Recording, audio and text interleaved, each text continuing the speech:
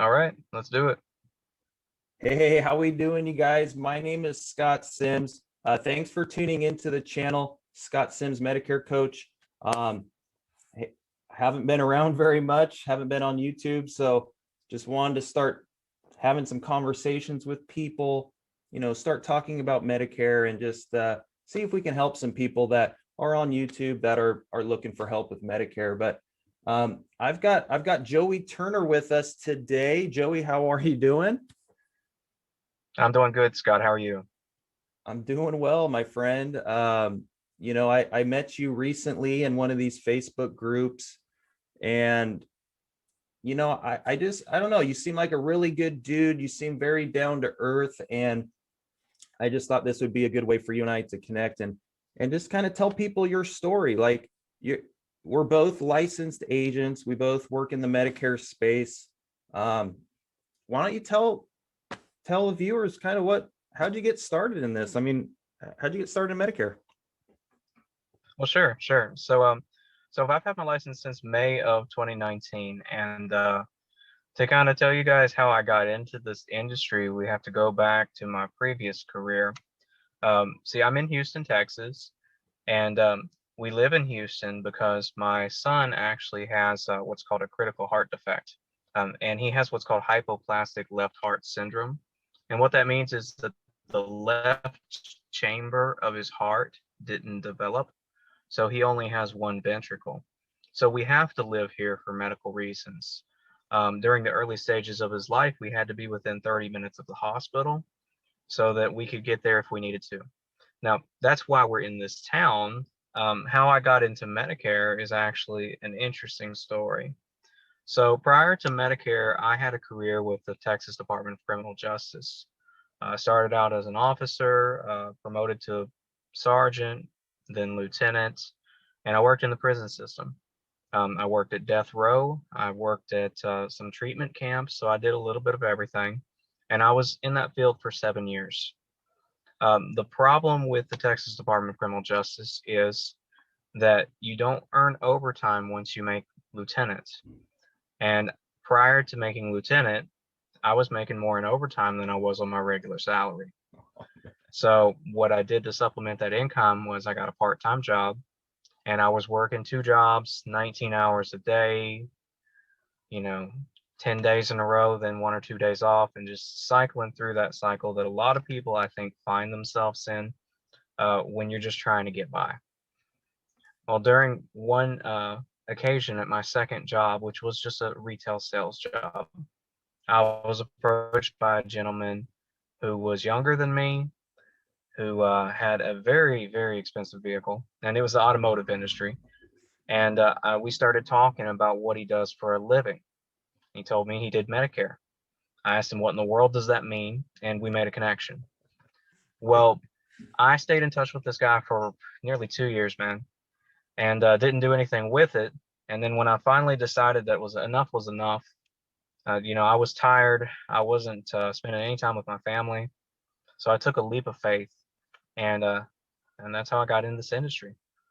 And it's been very good for us. That's excellent. That is so awesome to hear, man. Thank you for opening up and sharing that with us. I mean, I'm sure you guys have been through a lot. So kudos to you guys. And no, that's awesome. Thank you.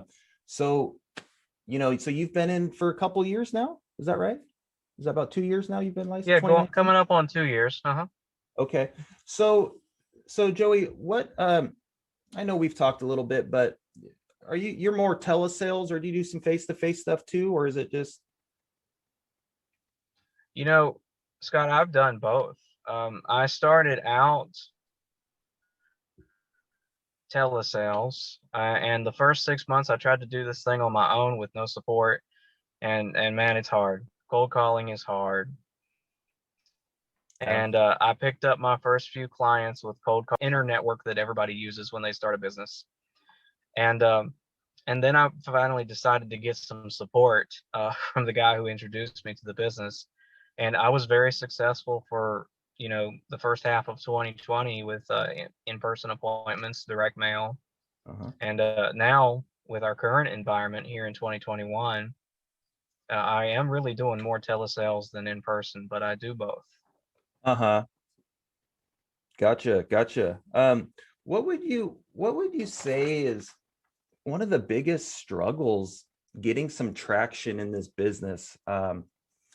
Would you say that like finding leads is probably the toughest part of this business, or just understanding it, or what's some of like your struggles early on becoming a Medicare broker? Well, finding leads is a challenge if you don't have a system in place. And I did have that challenge in the first few months. Mhm. After you get a system in place, that doesn't become such a problem. I think the biggest problem in the insurance industry is self-discipline. Big time. The hardest part about this industry, if you don't treat this like a business, then you're never going to make it. And I think the reason that, 92% of agents fail is because they treat it like a paycheck or they treat it like a hobby. And that doesn't work. You know, if you get lazy, your money goes down. There's no way to put it other than that. Yeah, there's nobody that's going to push you like us independent brokers.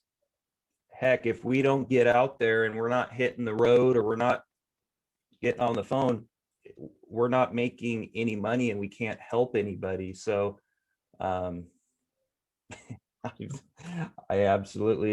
hear what you're saying.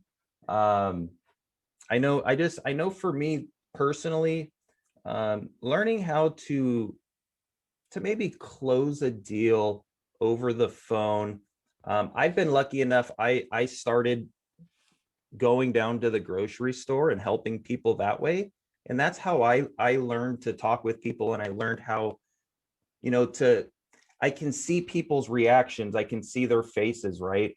Doing that face to face thing. And if somebody's not understanding, you can kind of, reroute what you're trying to explain. But I guess for me, that's one of the toughest things is getting comfortable, and I'm used to seeing somebody and I want to feel that energy and understand them. So yeah, when I meet with people that are doing this over the phone consistently, and just like talking with people for the first time over the phone, it's a gift. I mean, it's hard to do. It's a very tough thing to do. And so I mean, when I meet with people that do a good job, I just say kudos, and how, I want to be more around people that are good, because I want to learn from them and things like that. So um do you have anything that you want to maybe point out with that, Joey? Well, sure, sure. So, I mean, one thing with telesales is you're right. You can't read body language, and because you can't read body language, you have to build rapport in a different way. And so, one thing that most agents slack on is their internet presence. Now, 92% of people do not do business with somebody until they look them up. We know this, right?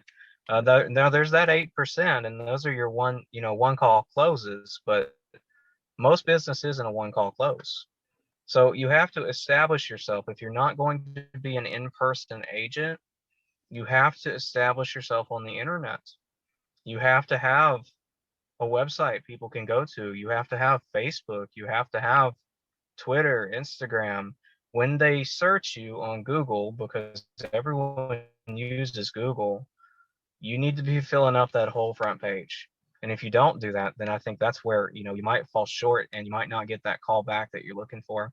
And then aside from your report and the fact that they can verify that you're a real person, it's all about building trustworthiness. And part of the conversation that decides whether they're going to trust you or not is how you approach them. If you approach somebody with the intent to be a salesperson, they're going to get turned off. They're not going to want to do business with you. You've heard the expression commission breath. Yeah. If you're trying to get that sale, then you're probably not going to get that sale.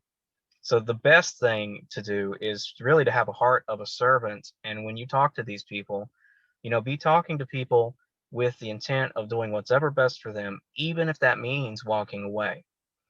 And, Scott, I'll share an example with you.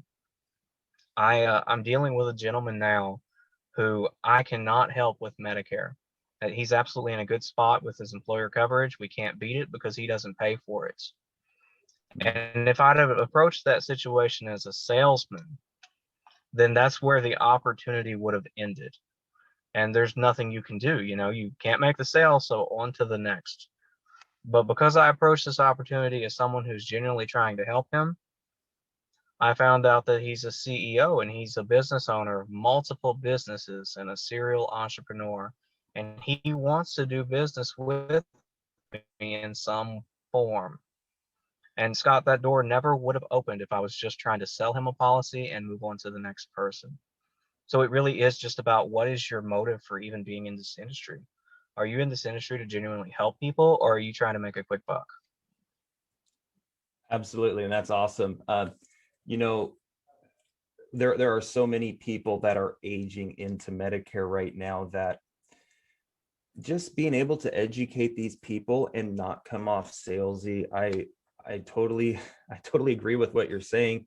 That's a big part of this, and having that web presence, especially if you're somebody that's on the phone, hey, you can say, look, go to my website right now, right? Take a look, get to know who I am, whatnot. Like last year I put together an app just to, well, I love the idea of having an app, a personal app to be able to do business. But Mhm. like that was kind of what I was thinking is, I can I can share with people who I am online, and they can download the app and they can kind of figure out who is Scott Sims or who's Joey Turner.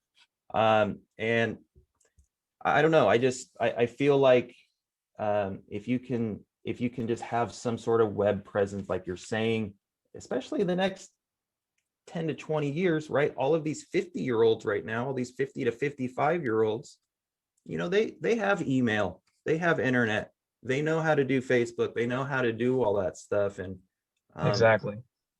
yeah, I mean, we really need to prepare. We need to think for the next 10 to 15 years, in my opinion. So, hey, are you going to go to the 8% Nation by chance? Are you one of those types of people that likes to go to those conferences or do anything like that? Well, I love conferences, but it depends on my family situation. Mhm. As we discussed in the beginning of the interview, I have a very unique family situation, so I'm not able to attend a lot of things. But hopefully, I mean, an 8% something I've been trying to go to for a few years now, so I hope so. Yeah, I haven't been to one, but I'm thinking about maybe doing the 8% or doing one of those Medicare masterminds next year or something like that. I think it's just good to get the energy Mhm. going, get some good ideas. We can talk with people, get to meet some new people.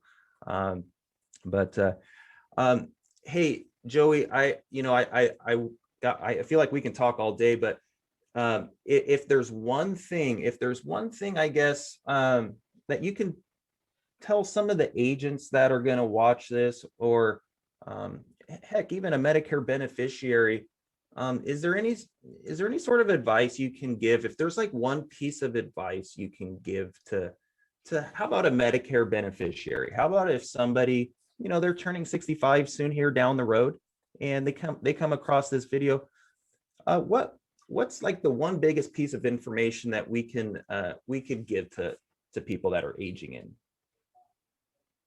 Well, sure. So if you're a Medicare beneficiary and you're looking for help with Medicare benefits, the number one thing I can tell you is make sure you get with someone who is 100% independent and can show you all of the options.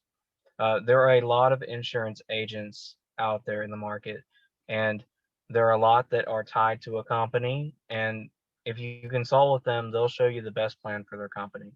But when you work with an independent agent like me or Scott, then you'll get all of the options. And make sure they're certified to help with Medicare Advantage too, because if that's something you want, not all agents are. So you want somebody who's one, independent, and two, certified to help you with any Medicare plan, not just one kind. And Scott's a great guy. If you're in his area, definitely look him up, and he'll treat you right. But just do your research before you work with somebody, and I think you're going to have a good experience. I love it. I love it, Joey. You hit it on the head. Being independent and working with somebody that can show you everything that's available, and Medicare Advantage, right? There are some people that do not go through the training to offer Medicare Advantage. So when you talk to Right. somebody, right? I mean, when you talk to somebody that doesn't offer that, they're not going to bring it up. So I love it. I love where your head's at, man. You're a good guy, Joey. Being a good dad. It starts with that, and being a good family man. You're setting a good example for a lot of people, and I'm really glad that we've gotten to connect. And I look forward to more conversations down the road, my friend. Maybe we can hook up at a conference and have a good chat. So thanks for coming Absolutely. on. Thanks for coming on, man. I really look forward to some more conversations. Oh yeah, absolutely. Love to be on, Scott. We should do some more interviews in the future. And thanks for having me. It's a great opportunity for me too.